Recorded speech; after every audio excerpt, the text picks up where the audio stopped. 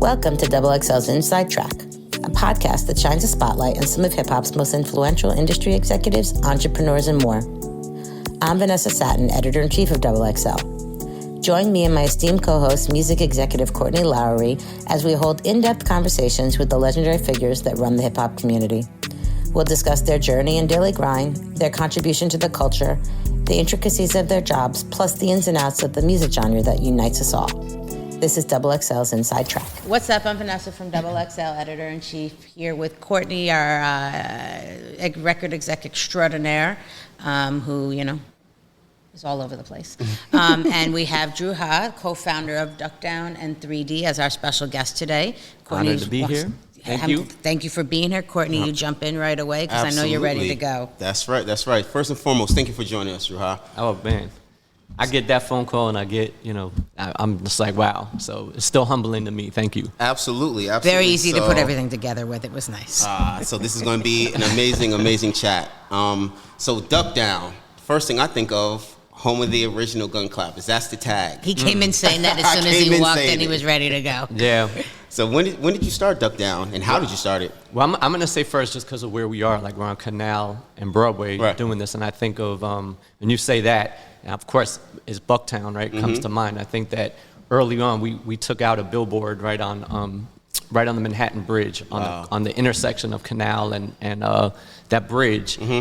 It said Bucktown, and like Smif-N-Wessun like literally renamed that borough. Wow. It's like some artists can say they've done certain things, but like they literally renamed the borough. And I'm reminiscing as you asked me that. It's nostalgia. But that takes me all the way back to 95 is like when we officially formed Duck Down. Wow. So we're coming up on our 30-year anniversary. That's tremendous, right? And to still be around doing it, Yeah, absolutely. We had like a little, at first it was like management company for Black Moon, and then Smif-N-Wessun came under that umbrella. Buckshot brought them in, and then we were like, all right, we started trying to figure out what the record label aspect of that could look like, and we formed Duck Down Enterprises, which.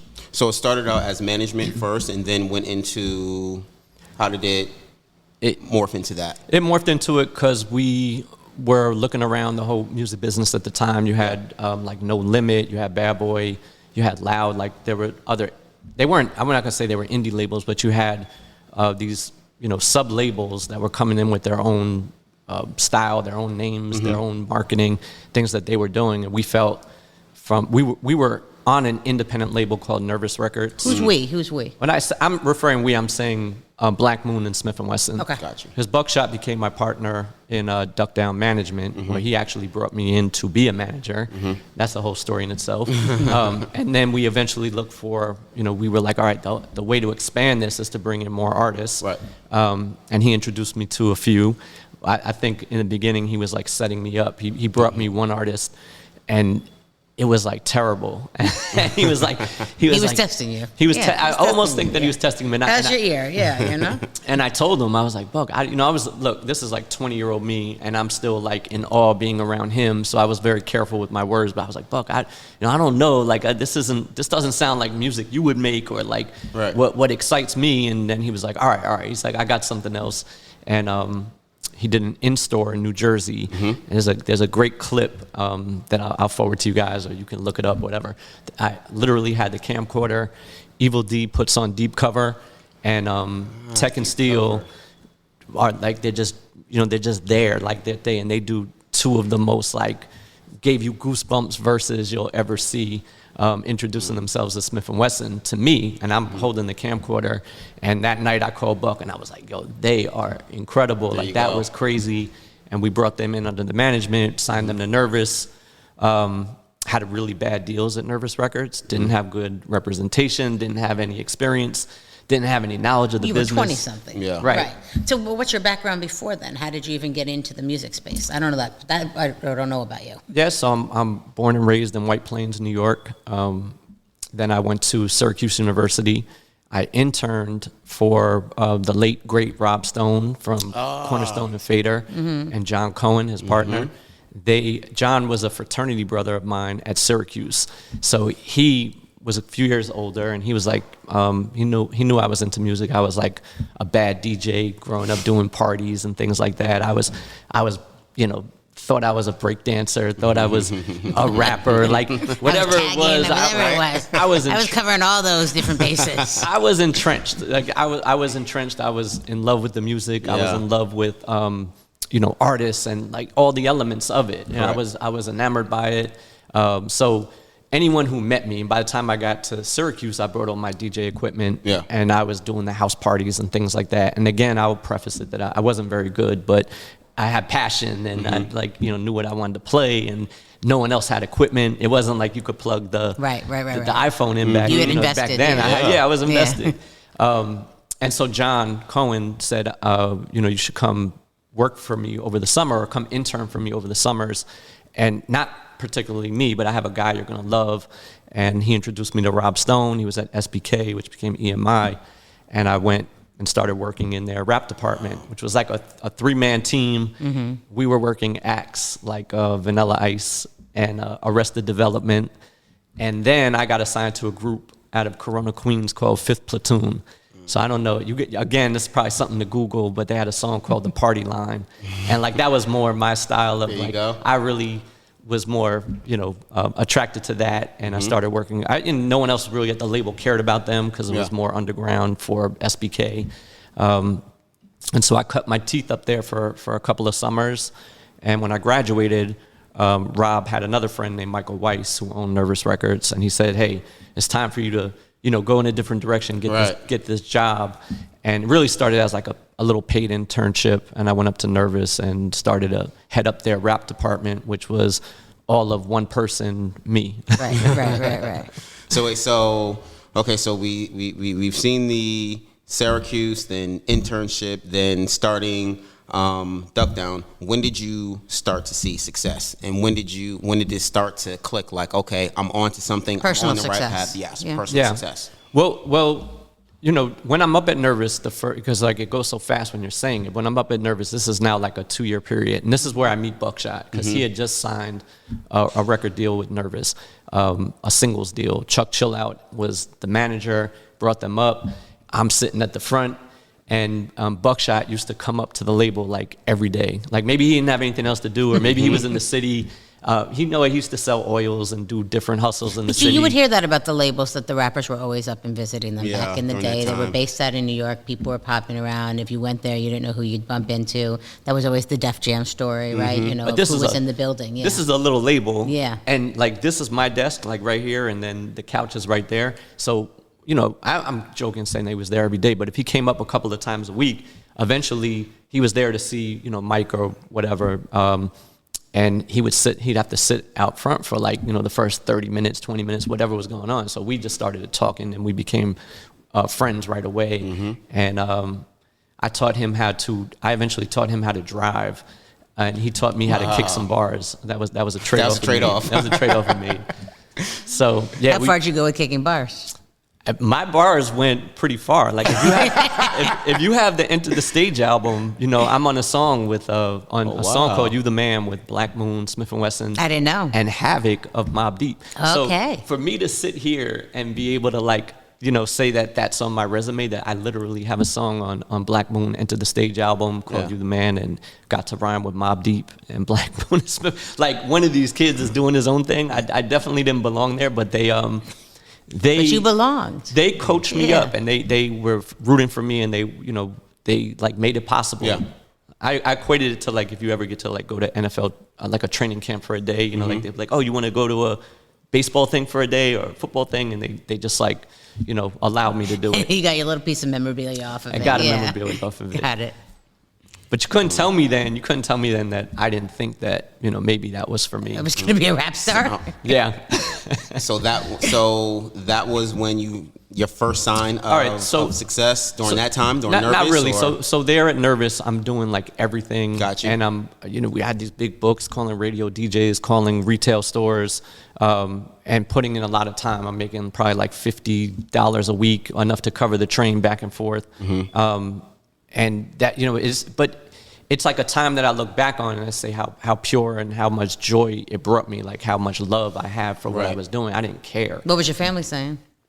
Well, at that point, I was telling them that I was going to be taking the LSTATs and trying to go to law school. Okay. Like after a year off from school. I was like, that was my plan. Like, I'll do this for a year, and then I'll go become a lawyer, or at least take the test and see where that leads. We were all going to be a lawyer at some point, right? That's in your head. But what happened was, along the way, Buckshot and Black Moon make Who Got the Props, and the record starts to, sizzle, and things start to happen at a pretty fast pace. Not fast like today, okay? Yeah. Because we imagine things today like it just spreads around YouTube, but it started to happen at a pace where, like, every day we were able to do something else. Today we can go to Red Alert. Tomorrow we can go see Kobe Cove in Philadelphia. Maybe we'll make it down to Virginia Beach. Like, so these things were like, one opportunity after the next started to happen, and they filled up the schedule till eventually to the point where the song got, really big, and the single deal turned into an album deal. They had their differences with Chuck, and they were looking for management. And Buckshot was very entrepreneurial, very, self-motivated. I helped actually set up some meetings with different managers around the city that he took. And I sat outside a couple of those meetings I didn't even go into. I would sit out front and wait for him. And one time he came out of a meeting with a pretty prominent person, and I'll leave the name out. And he just said, yo, I don't want to deal with any of these guys. Let's just do this ourselves. And I think that was at that moment, that I realized that was some success. He was like, let's make a management company. There you go. You keep doing what you're doing. You're driving us everywhere already. You're running us around. Just keep doing it. And he said, well, learn. And having the confidence of an artist, and that's everything, right? Like, the artist has to believe in you, and they have to be willing to take some sacrifices for saying, all right, I'm maybe with someone who's less experienced or who doesn't have that many years in, but if they're backing you, that's all you can ask for. But at that point, it's the loyalty, right? I mean, now they're feeling a loyalty from you that makes it feel like you would be a good partner. Yeah, I think maybe not so much loyalty, but like just a feeling that I was going to do that. Like that I was going to do the job, because it wasn't long enough to be loyal to me yet. I think it was more like Buck was looking for the right avenues, and I think that he just believed that I would get it done. So that's what we did. We eventually came up with the name, or he came up with the name. I'll credit him. His publishing company is Target Practice. His favorite artist at the time was KRS, and KRS had the song Duck Down, and there you go. Put it all together. So who are some of the artists that came after that? So we spent some time on that album on Black Moon, and I told you we brought in Smif-N-Wessun. Then it was Helter Skelter, which was Rock and Sean Price, and then OGC's Original Gun Clappers. There you go. So we brought that all in, and then that became the Boot Camp Clique. Wow. Yeah, that was that's a good 10-year run right there. Yeah. Of like, again, piecing that all together. And how do you describe that run, that music, those artists, and their impact in hip hop? I mean, it's easy to say it's the golden era. Like, people from my era say that a lot, but it was magical at that time, because it's very rare. Even when you look around at other crews and cliques or whatever it is of music at any time period, for me, it was like, damn, it was like each one of these guys was so unique and so individual and had such great personality and charisma and style. Like, it was like the stars aligned. It really was. Like, from Black Moon to Smif-N-Wessun to Helter Skelter to OGC, like, and each had a classic debut album. And not, again, you can't just say it's classic because we're sitting here almost 30 years later. Like, I think that, most hip hop connoisseurs would look back and say, yeah, I would give those the classic stamp for each one of them. And it was really cool. Like, it was incredible to be in the studio. It was incredible to like witness it. That was to the point of like me understanding that I wasn't going to be a rapper, is when you get around real incredible artists and you see the talent. But it's interesting when you fall in the lane that you fall in. I mean, you were meant to, whatever, not be the lawyer route and fall into the situation that you did, since the career's been going on for 30 years. Yes. I mean, I think the lawyer route, wouldn't have been bad either, because there's so much to be had. There's so much to be had from having that legal degree, and then being able to like other ways. But I wouldn't have been able to Well, school would have removed you School from would have all of removed it. me from it, and there was From no the way you were experience, removing me. right. Yeah. Because the schooling becomes the experience within the industry early on, right? Right. So that's your kind of master's program, graduate program, and all of that, right? 100%, because now today is like, you know, not to discredit any of my lawyers, but it's like before we call our lawyers, we're able to like do a lot of our contracts and negotiate and do all the things that a good lawyer would do. But now now it's like working with them. But lawyers certainly have their purpose, and it's another level of skill, intelligence. You know, the right ones like are crafty and witty, and you know, all those things matter. Absolutely. So you look back, you take a kid today listening to music coming up. How do you explain to them the importance of that run, the legacy of Duck Down, that music? How do you get them to put it on? How do you get them to relate to the sound? Do you not even? I don't do it so much. I'm like I'm very conscious of things like that, of like not trying to impose on someone what they should listen to or hear. But every once in a while, like my nephew Max, big up to Max. He's 18, and he'll say, oh, he just was like, yo, I really like Nas, and he's like, I really like early Nas work, and he's like, I know for him this is discovery period, and I was like, oh, if you like that, you should listen. And I'll send them like Shit Is Real off Enter the Stage. I'll just send them like one song. Or I work with the comedian Druski, and he's got a crew called the Four Lifers, and they're all young, bunch of great young guys that are into music and sports and culture, and they don't know the history, but once in a while I'll send them something and I'll say, you should listen to this, or I think you would like this, or I'd be interested to even hear their opinion on it. But I want people to experience it. I just don't ever want to be the person that's saying this is what. Right. Because you were part of it, so you don't want to be forcing down everyone, but you understand why you think it's so important. Right. So you bring up Druski. So I heard you were managing or working with Druski. Correct me, however the term is, but I didn't see that coming a mile away. When everyone was like, so Dru Ha at Duck Down's working with Druski, and I was like, what? I didn't see that. So where does that connection happen? Because there's a large gap 30 years later between that run of music and into this comedian. I probably jumped out of order in this story, but as I started to work for Cinematic with Johnny Shipes, I started consulting Cinematic in their early days. This is flash forwarding like 15 years from where we started. And Johnny comes up. I was also a music director at Cornerstone, the Cornerstone agency. So the full relationship starting with Rob and John, they brought me back into Cornerstone, which was an ad agency, and they knew what I did running Duck Down, but they needed a music person or a music liaison to kind of run things. And we had lost our deal at Priority Records. I'm now like going all through it. And we didn't have an office, and so Rob offered me an office, and then eventually let us rent more office space they had a whole floor on 23rd Street. On 23rd Street, yeah. So we took an office in the back, and then Rob gave me an office, and we worked out this arrangement where I would be a music director for him on the brand deals he was working on, in exchange for whatever. We worked out the right deal. Because you guys were over there. XXL was over on 25th. Violator was around the corner. We were Bad Boy about was 40, a couple 40. of blocks away. Bad Boy was, so everything was around each other in that kind of quadrant, Yeah. So anyway, so Johnny Shipes one day came up to the office, must have been a pitch for Fader, and he was working Big Crit, and he comes in and he's like, he introduced himself, and if you know Johnny, like he just like wears his everything on his sleeves. He holds nothing back. He was like, he was a big fan, and he just like came in, introduced himself to me. I liked him right away just for that. I was like, oh, this guy's giving me props, cool. And anyway, we met that day. A couple weeks later, Cootie from I forget their company's name, but the guys that did the Kanye documentary? Yeah. Cootie and Chike. Yeah, they came in to the office one day and they showed me a video of Pro Era of Joey Badass and I was looking at your Instagram last night. There's a lot of Joey Badass photos on there.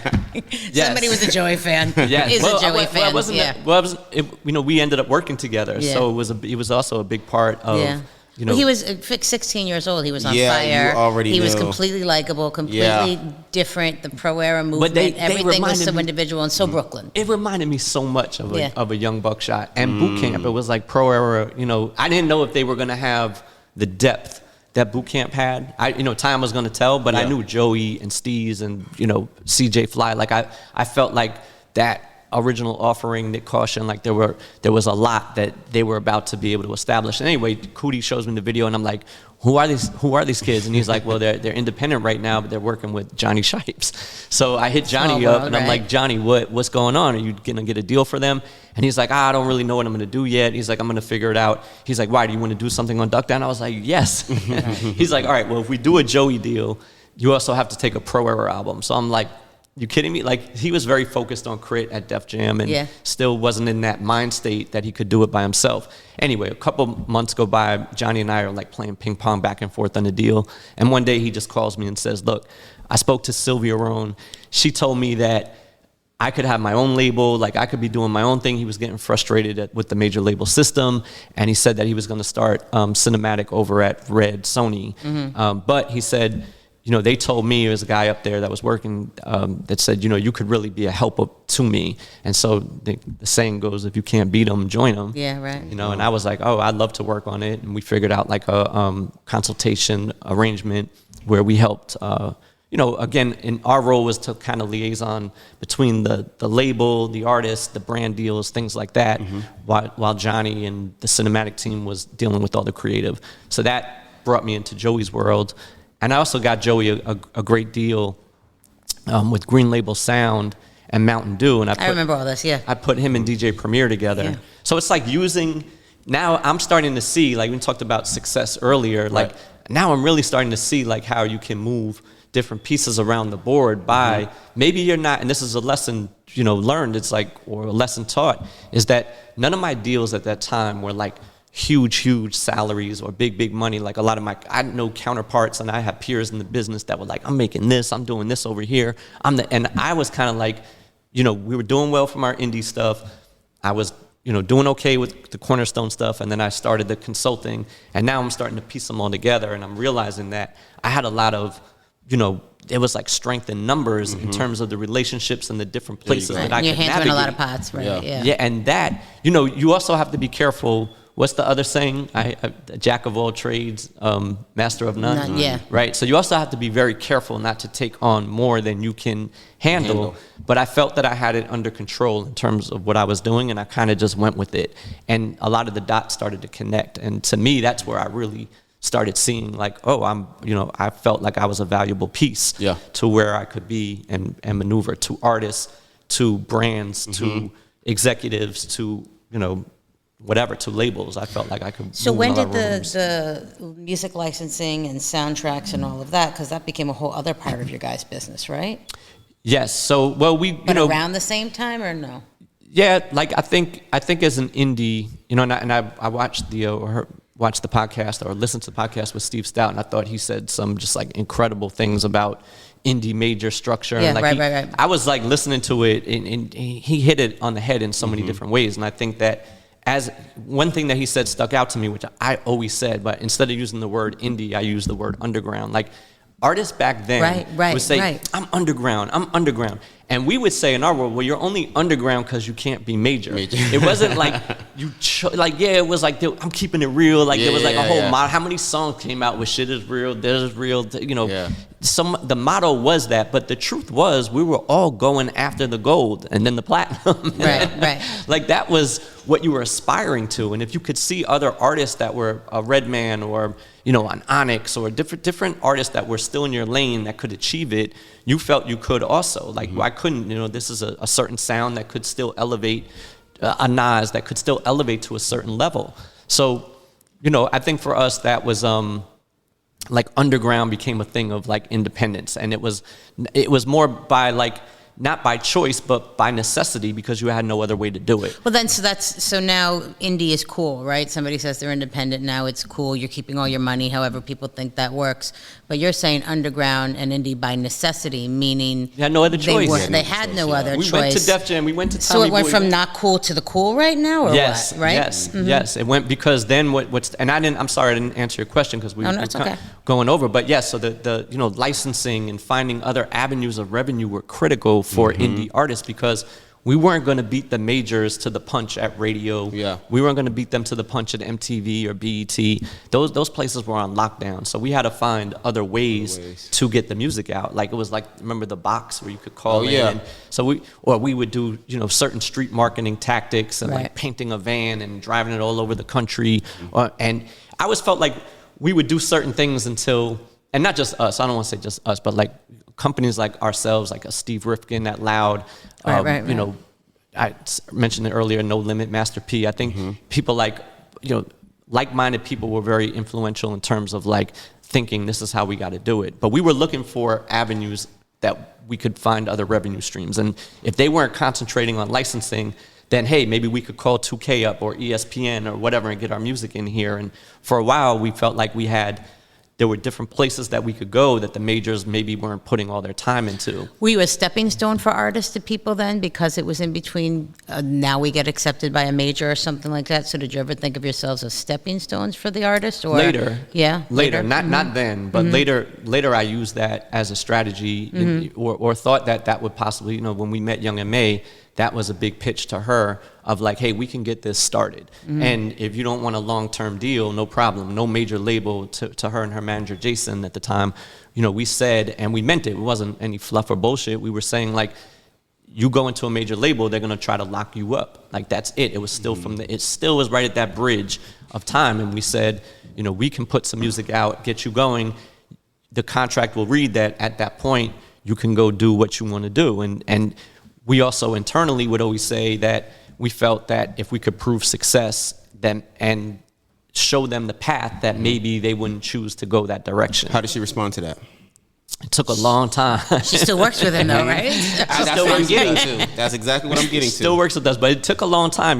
We that deal took almost 6 months, 7 months and a lot of meetings and it took developing some trust. And I knew she wasn't the type at all. Like it wasn't gonna be meaning, trust me, I'm gonna do this for you, I'm gonna do that for you. It was never like, I knew it was gonna have to be really being given a chance to build a relationship with her, to show her that we're gonna do right and that we're gonna be able to come with the right ideas. And is this prior to Ooh? Did she walk in? Oh with yeah, that, yeah, no. Way before that. Yeah, this is probably a year and a half before Ooh. Okay.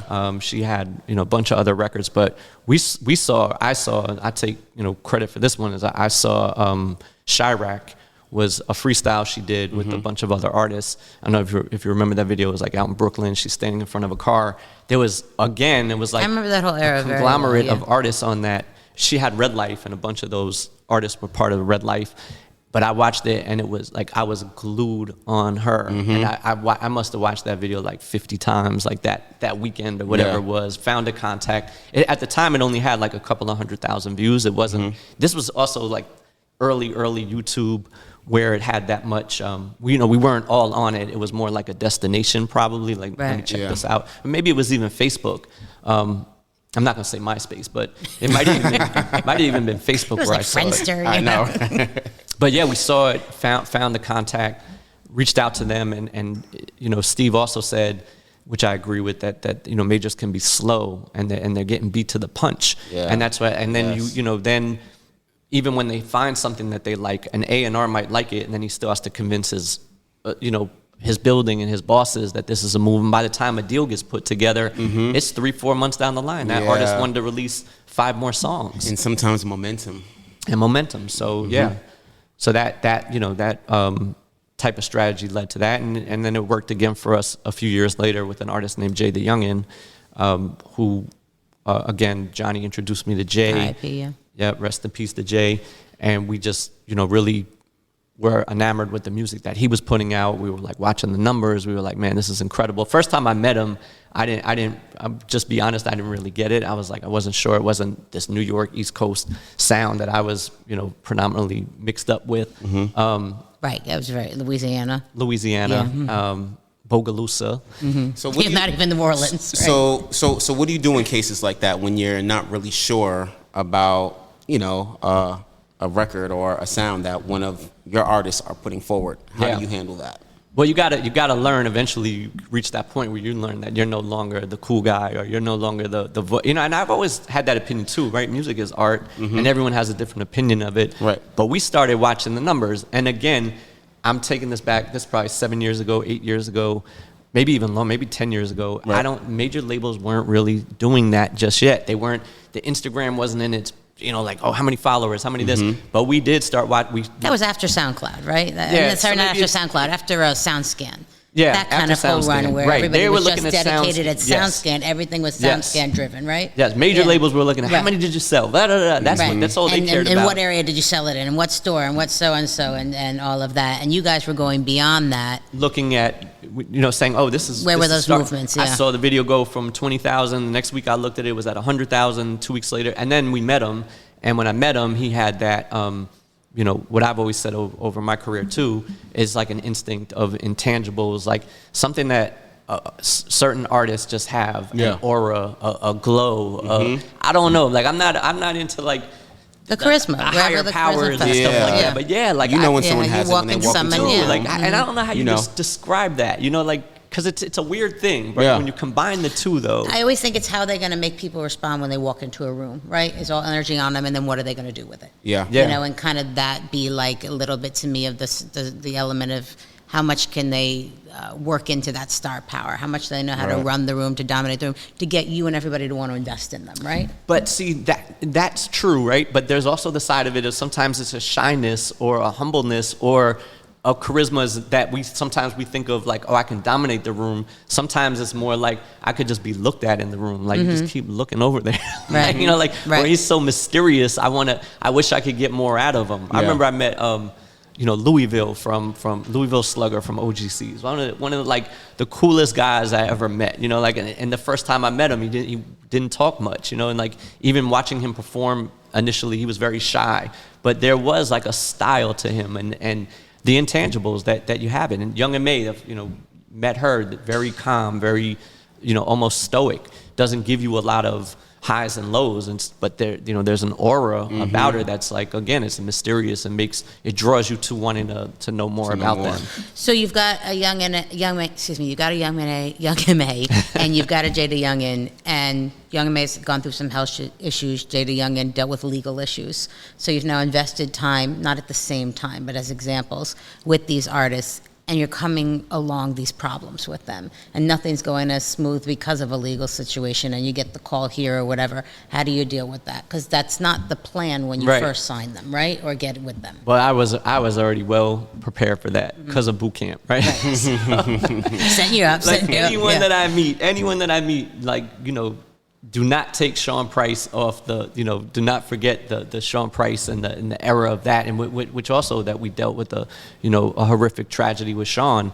But, you just learn that this is part of the job. It's almost like being a coach or a general manager of a sports team. And we read about all the different things that happen on a sports team, or a player that misses practice, or a player's not doing, acting the way the coach or the team wants them to act in. Right. But this is real life. And, it does become personal. As much as we're like, oh, this is business, this is not personal. No, it becomes personal. Yeah. And you have to find a way to relate or to form a relationship or trust or something to, become a mentor or a friend or a confidant to that person, where they can rely on you and you can handle it in a way where they're going to be comfortable with it too.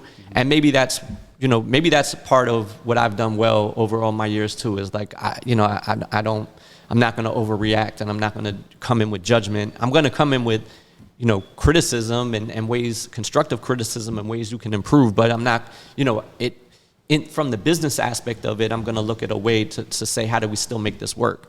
And so, Jay was very difficult in the beginning. We had heard things from his manager and his mom and different people about that he got a very talented basketball player, got kicked off the team. So it's kind of like you get a little bit of it coming in. You know what you're getting into, I wrote when I wrote the eulogy, if you go to my Instagram at the end, look at the eulogy I wrote for Jay. I really wrote it from the heart. The first time I met him, he was coming in for an interview at XXL, and as well as Vlad, we had a whole day set up for him. It was the first time he was coming to New York, and he missed 3 planes. And so I walked into the room. I feel like I vaguely remember this, yeah. I walked into the room. Because of Shipes, yeah. No, but Shipes didn't make him miss the plane. Yeah, no. I just remembered talking to him about that time. He's first time he's going to meet us, and his managers, and there was a great guy named Poe, and Noah and I walk in, and I just leaned into him. I had never met him. I was like, Jay, your manager assembled an all-star team. Like, you got, look where you are. He's up in the Cornerstone office. I'm like, this is the day. I read off the day that he had. You're going to go do these, before this, you're coming from Bogalusa. Not that that's a bad place at all, but like, you haven't been exposed to media and all these things. This team has lined this up for you, and you missed 3 planes today. You could have threw the whole thing out the window. And he was just like, yo, my bad, and whatever, and didn't work. He still went on to miss many planes. I told a very in that eulogy, I told a very funny, sad story, however you mix it up, but it's also classic to the personality. A few months later, he had missed so many planes. He was now tired of hearing it from Noah, Noah, my brother, and my partner on the 3D side. He never holds back. So Noah would just go off on these, he just doesn't have the patience for it. And Jay was probably getting sick of it, and he rented a car in LA, and they were coming to New York, and we get a call from Homeland Security. The car was rented under our company's name. So we get a call from Homeland Security saying that at LAX, they discovered, this is post 9/11, so very serious of unparked cars. The car was parked at departures, and the keys were in it. So they were like, the rental comes back to, this company, which is yours. Never heard of that. And they're like, what's going on? And we're like, we have no clue. We're like saying, so you're telling us that the car was left at, so anyway, long short. Don't miss a flight. He was late. He drove himself. He left the car in the departure lane, and he said, "You told me not." He said, "You told me don't miss any more flights." You can't be mad at that. Come on. I was mad, but I was like, that's just legendary. Like the balls, like the audacity, unbelievable that he, was able to do it. Wow. And it turned out to be, I would never recommend it, but it wasn't as bad as we thought. It was just paid a crazy fee to get it. Yeah. Back to it all works out. Yeah. So we do it again. He would do it again. Yeah. So I want to go back to Druski, because you've had all this success in many facets within the music business. And how do we transfer to Druski, who is comedy? Yeah, comedy, and also very in the culture too. So you asked this a long time ago, and look how I rambled on and didn't answer it. But I kind of had to go tell that whole story first. And so now through my relationship with Cinematic, Johnny's doing incredible things with different artists, and he's just become a magnet for all different types of culture and different types of artists. And I'm more in the background at this point of my career. And Johnny met Dru. They started. He started managing him with a couple of people on his team. How long ago was this? This is probably 5 years ago. Okay. I was aware of it, but wasn't really involved. A couple things go wrong with the team that Johnny assigned, and he comes to me and he's like, "Man, it didn't. This isn't going well. You got to check this out." I look at Druski. It was still early, in terms of all his numbers. It was healthy, but it wasn't like what it is obviously today. Right. And Johnny said, "Do you and Noah want to come in on this with me and manage him?" And he's like, "You're not going to you're gonna have to meet him, of course, to meet the team." And so we did. We met. He came to New York. We met him, and little by little, we developed that same, relationship and trust with him. And while it's in a total different space of, like you said, comedy and music, very quickly I realized and saw the similarities of it. And it didn't start where it is right now, which is TV and film, which again, I still see the similarities. Like when Young M.A had Ooh, and that record came out, and the industry found out she was indie. It was Kanye, it was Rockefeller, it was Lior, it was L.A. Reid, it was every label was calling for that meeting. Atlantic and every major label, Steve Stout, every label called for that meeting. So you're going in, and it takes the artist to say what they do or don't want to do. And today, now with Dru, with all the success he's having, now we're getting every movie. Same thing, except it's the movie houses. It's, it's big time, whether it's Will Ferrell or Adam Sandler or LeBron through his company, or the names are just massive. But the strategy is very similar. It's like, hey, come work with us under our production companies. In this sense, not for music, but for movies and film. And so, I think that we've been a little influential in terms of that independent spirit of saying it's worked over here, and while we don't profess to know that business as well, the model can still be the same if you own a script or you own a movie versus just selling yourself as the talent. Another thing that Steve said that was great, right? Like an artist just sold 100% of themselves for 8 points or 9 points or whatever. It was a messed up system. So we kind of brought that mentality over to this space. The brand deals I was extremely familiar with from 10 years at Cornerstone, working on that side of it as an agency, and then through all my years of my different artists and the Joey Badasses and all the deals we did for those different artists, and my guys included, came naturally for me to negotiate those type of deals, and eventually we developed a great relationship with Dru. He's super tight with Noah. They're closer in age. Noah's like his day-to-day, and he's got an incredible team around him too, called the Four Lifers: Chauncey, Solo, Hunter, all these guys. Like, I think it's important to have a good group of people around you. And incredibly intelligent, and knows what he wants to do. Another mark, right, for me was like learning when the artist knew more than I did in terms of marketing, right? Maybe not in terms of the distribution or overall strategy or how to deal with the finances. What they were selling of themselves. They were selling, so Young and May was the first to that. She really showed me social media strategy of like how she was dealing with her fan base. And if we made suggestions, she was like, not like, and she would, we were separated in age enough where she could even joke me and say, just stay in your lane and do that and let me do this. Right. And then Jay the Youngin was incredible with his social media. He was one of the first artists. I know he wasn't the first, but for me, he was one of the first that I saw like that would just give away cash or give away Xboxes or sneakers, or like he did things that I was like, where's he getting the money to do this from? Like, how's he doing? Eventually he was hitting us up for it. but I couldn't argue with it. And then over to Dru, it's like the skits and the things that he's doing. Like, by no means are we sitting there going, hey, these are creative strategies. Like, no, he's 100% leading on all of that. We're watching and learning and then finding a way to maximize it. You're following and amplifying. Exactly, following and amplifying. But it also sounds like they also have a very keen pulse on not just the culture, but also their fan base too, and how to make them move, you know, and call to actions as well too. And unbelievable to watch artists say no. Because and unbelievable to watch artists say no to big money. And again, I go back to those big three for me: M.A., Jay. Well, not Jay so much. More, I'll say M.A. and Dru. Yeah. Both very selective with what they choose to do. Through the relationships over the years, we were talking about, a lot of people hit me up, think I can just get something. I'm like, I'll put it in front of them, but they're going to ultimately make the decision.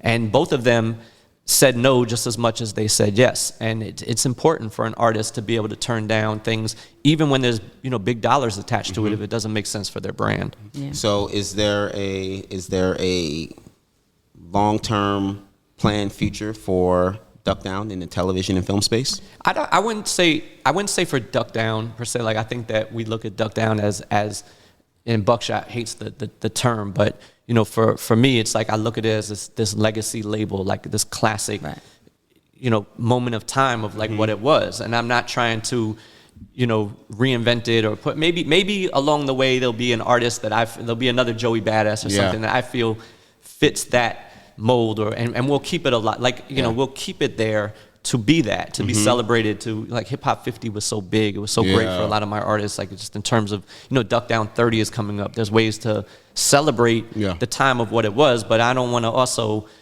we've gone in different directions. And so my companies are, the companies that I have, or some of them are run with different people, some of them are not, it's not the same units for each one.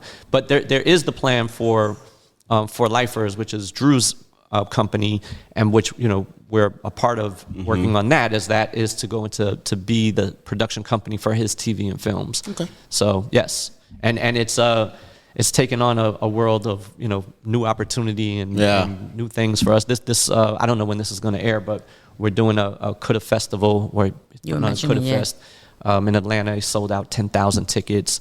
We did a tour with him last year, and he was selling out 3,000-4,000 tickets a night. And we just, coming from the music space, how difficult that is. Oh yeah. If you're not an arena artist, the people that are watching this, sometimes everyone thinks Jay, Drake, Wayne or Kendrick, or like, you think of the biggest names, but there's hundreds of artists that are successful that live in a space where... That's why I was always fascinated with Tech Nine's movement, you know, and how he existed with his fans and everything that they did. Ahead of the game. You know, ahead of the game, and carved out their own area, which didn't have to be superstar, but pretty successful in their own right through all of that, you know, and other artists like it, but that was the one that really struck me of, look how you can live and have your career and your fan base and everything without having to take it to some super duper next level and have all the fame that you need and the money, you know? Yeah, and then on the label front, like Rhyme Sayers, right? Like labels like that figured it out before this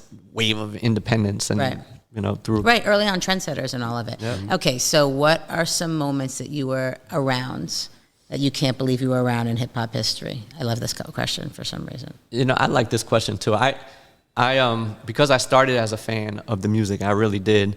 You know, it was like, for me, I was around some of my idols, like just like guys that I looked up to that I couldn't, like, one early on was like Sadat X, like being in the studio. OGC's had a record with Sadat, and like coming out of college, like that's all, like Brand New Being, that was like, that album was on repeat for me. So like early on, getting to meet Sadat and see him, Derek X, see him in the studio, and watch that go down. And I use that as one example, but then it was like, you know, Smif-N-Wessun brought Raekwon in for Black Trump, or, you know, we spent 2 weeks at Tupac's house living with Pac and working on an album called One Nation with him. That was like a whole other level of drop over there, right? Then we spent 2 weeks at Tupac. I know, right? Right. I mean, you know, like, because, but no one had that story. Yeah. But I put, unbelievable moment. You had a house somewhere? But I put just as much of what you asked me, just as much on Sadat as like, that was like, Derek X about 6 feet tall. Like I was like, get a fresh fade from Rob. Like I'm looking at Derek X, like all these things are going through my mind. I'm like, we should make the, I'm telling like Strang, we should make like Punks Jump Up. Like he asked for it. Like I'm telling him certain of my favorite lines. We should make that a song. And they're looking at me like, yo, calm down. So those moments. And then, you know, this is crazy too, is that we got to make an entire album with KRS-One. So I don't, you know, you have to like really know the Duck Down catalog, but KRS-One and Buckshot made an album together called Survival Skills. And this also came off of the Cornerstone relationship, because I was able to get, we were working on a campaign for Nike for the Air Force One, and we did a track called Classic, and it was Kanye, Rakim, KRS, produced by Rick Rubin, eventually remixed by DJ Premier, the one that you will know now. And I helped like put that all together. And so one of my key elements in that was going to KRS, because I had the relationship with him from Mad Lion and Nervous, and that's a whole other story, whatever. But in doing that, you know, Buckshot was, say he's over here, and I'm saying, Buck, yo, I'm going to the studio tonight with KRS, he's working on this. And I was like, wouldn't it be crazy if we like asked him to do a song, or like, would that be wrong? And he was like, forget a song, like let's ask him to do a whole project. And so like, by using corporate money, right? Like being able to like, there was some corporate dollars brought to the table, which made it real, in terms of like what we were offering. Not saying that that's what got the deal done, but it made talks a whole lot easier, because you're like saying, all right, I can do this over here, I can't do that over here, but like, what if we work on both? And you know, KRS, I couldn't believe it, but he agreed to do an album with us and put it down on Duck Down.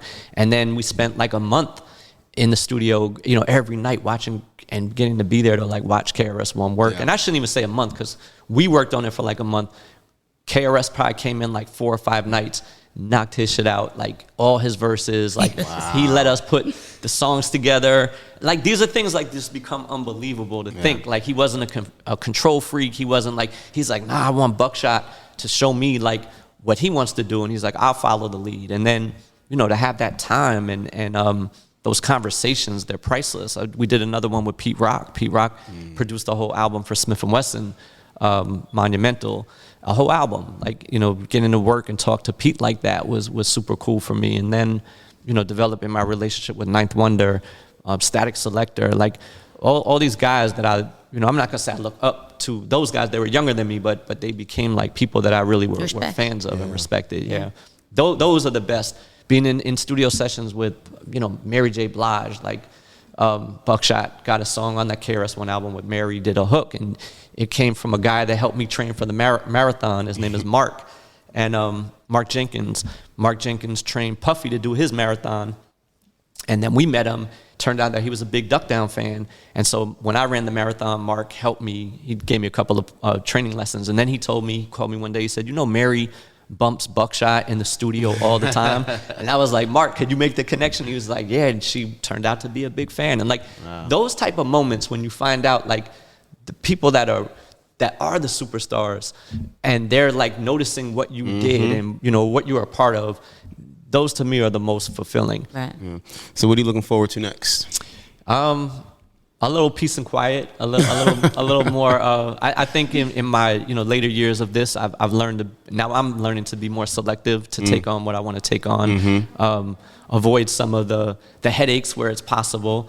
But I'm super excited about the TV and film space. Yeah, it's I'm sure it's incredibly exciting to just kind of broaden out a little bit, to meet new people, meet all these, and then to have a conduit like Druski in the space, and to be so creative and to come up with ideas. And now I can chime in now and then on things that I think would be cool, or I can maybe show him something that he didn't know from back in the day, and say, hey, this would be a cool thing. What if we modeled it after this? And every once in a while he'll say, all right, his video the other day of him being the fashion. Oh the my God! Fashionista wearing the clothing. Yo, I mean, that's hilarious. That was everywhere. He doesn't tell us at all. As management, he does not. See it. We just see those. Those are thought of, self-produced, self-taped. Him and his team they do that all. So we see it the same time you see it. Right. A lot of times he doesn't trust us. He doesn't even want us because he doesn't want the feedback. Yeah. But we're yo, you can't use the iPhone. You got to use the Google phone. Right. So we still come in with why? Yeah. Oh yeah, you're right. So send it to us so we can at least do those type of checks. The words of management. Right. Don't use this, use that. Where's the deal is? Well, thank you so much for joining us. We really appreciate your time. This was a great conversation. Absolutely. One of my favorites. Really good. Oh man, thank you guys. And thank you for joining us with XXL's Inside Track podcast. Until the next one.